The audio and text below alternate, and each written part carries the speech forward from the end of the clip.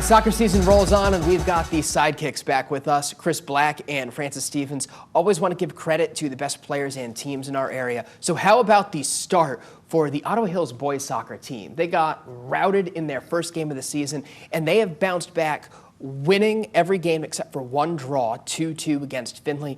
Alex Duran, great game last night against Maumee Valley.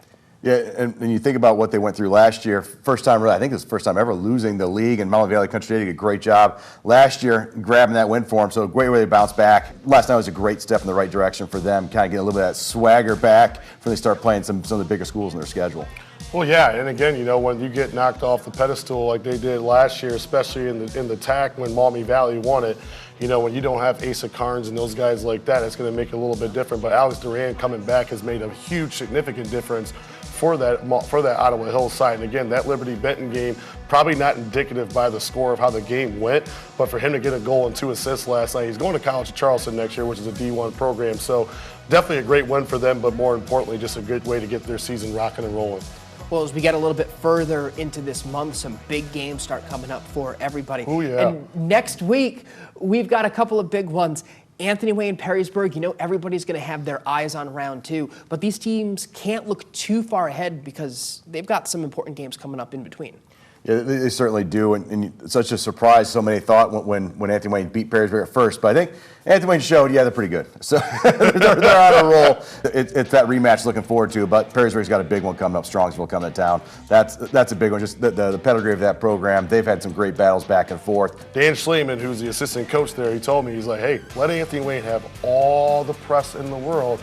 But I think Lori Williams, their girls, they can handle that right now. And I had a chance to see that on Monday night when they were over at Northview. They handled business and did it the right way with those 4 goals. And Addie Williams, again, Lila Simon, even Evie Rice getting her first goal of the year really gave them a boost. So they're doing all this without Lydia Schmucker, who's probably their second best player, who can really do a lot of different things for them. They show some resiliency, but defensively they've been really, really good. But they're also getting some really good stuff from Bree Mosier back there as well, too. So again, this Anthony Wayne, Perrysburg clash, round 2. This is going to be the last time we're going to see it until next year because Perrysburg Division 1, Anthony Wayne Division 2. And Tuesday night, we get to see St. John's and St. Francis for the first time and the only time. They only play each other once in this Catholic high school slate, which just ups the intensity that much more, doesn't it? You don't have to up the intensity for this game because there's going to be enough of it already. And I'm pretty sure, if we don't recall, last year they played each other in the regional final.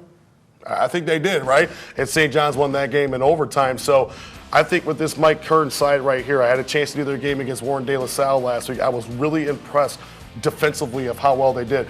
They started in that 3-5-2 early in the year against Perrysburg, did not really have a lot of success and kind of got shredded for it in those couple games against Perrysburg and Anthony Wayne. They switched to a back 4, gives them a lot more stability, more room to play, and they're more dynamic when they're able to press the game a little bit. Jonathan Davis, who's at right back, can really get forward and create some things. But that front 3 for St. Francis can be really, really tough. You like St. John's in this game because they have the experience. They made a deep run last year. A lot of those guys that were on the field right now played in that game. But if it comes down to goalkeeping, we know St. Francis got goalkeeping. You know, obviously senior Ben Baker and sophomore Joel Neary. You got to give St. Francis a little bit of advantage here, but it's going to be a phenomenal game over at LaValle Field. Appreciate you guys spending the night here with us. You can catch soccer on BCSN Plus and catch these guys here with us every Wednesday on Sidekicks.